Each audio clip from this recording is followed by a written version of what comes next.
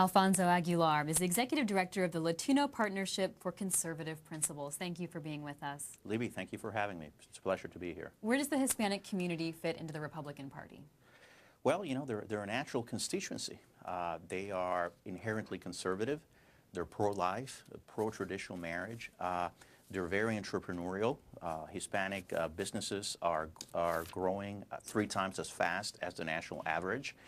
And if you think about it, Latino immigrants come to the United States leaving their home countries where they've seen state-run economies, big government, and they're coming here because of our system of limited government, of opportunities and freedoms that allow them to open businesses and be entrepreneurial. So they come here for less government, not more government. So it's, frankly, I think they're a natural constituency for the conservative movement. Sadly, the conservative movement has not been consistent in reaching out to Latinos, and frankly, in the past 4 years, the rhetoric from some members of the GOP has been downright nasty and has antagonized many Latinos. But I think it's time for the GOP, for the conservative movement to reclaim the immigration issue, reach out to Latinos. And the great thing is that, as I've said, they're inherently conservative, so we really don't need to pander to Latinos. Our values, conservative values, are Latino values. It's just a matter of being consistent and reaching out to them. So what we're trying today to do at the Latino Partnership is not only reach out to Latinos, but also reach out to the conservative establishment and educate them about the values and aspirations of Latinos, to show that they're not a risk to our American values, to the contrary. They want to become part of America and contribute to the development of our country. So if we care deeply about trade, about fiscal responsibility, about small government, about those important social issues like life and marriage, then we should reach out to Latinos because they'll help us advance successfully the conservative agenda.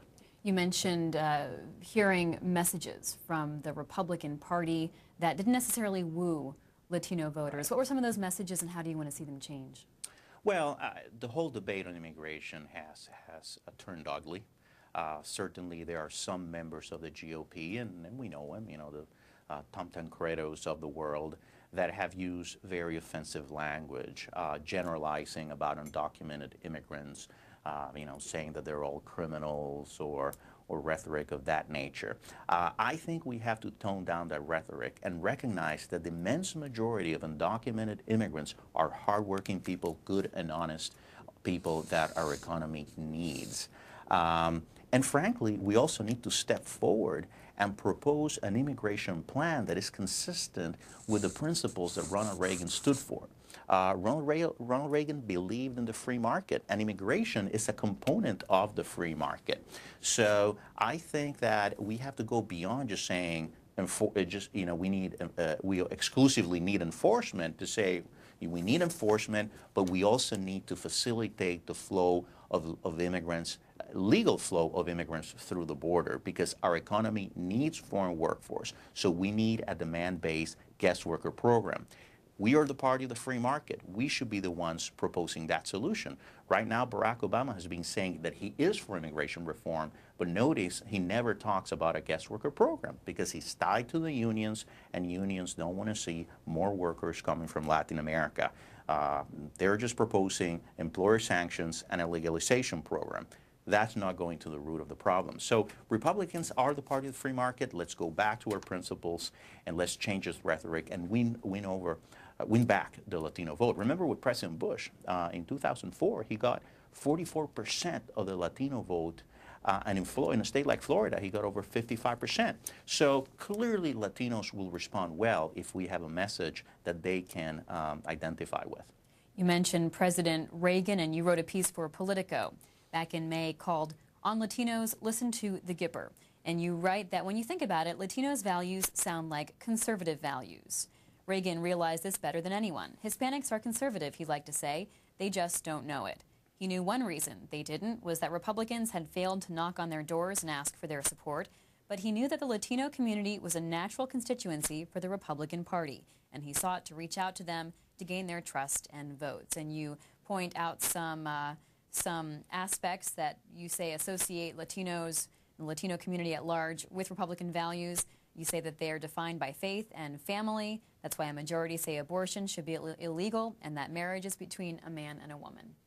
Oh, absolutely. If you look at the numbers of the statistics, over 56% of Latinos believe that abortion should be illegal compared to 40% of the rest of the population.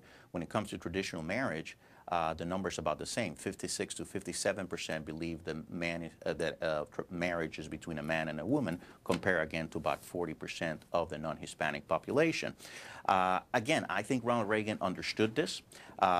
What we should, clearly they're inherently conservative.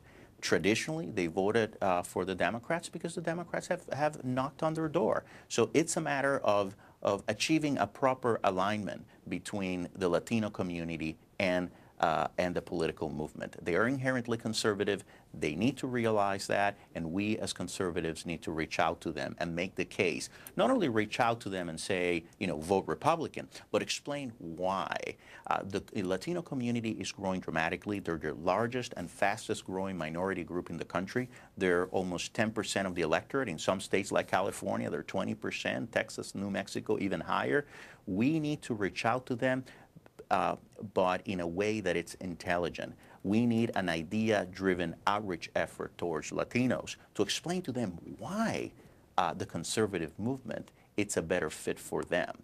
It has to go beyond what some people call piñata politics of the fiesta, you know, vote Republican, here are the mariachis. Well, I think we have to take Latinos much more seriously, and they've shown that they're very independent.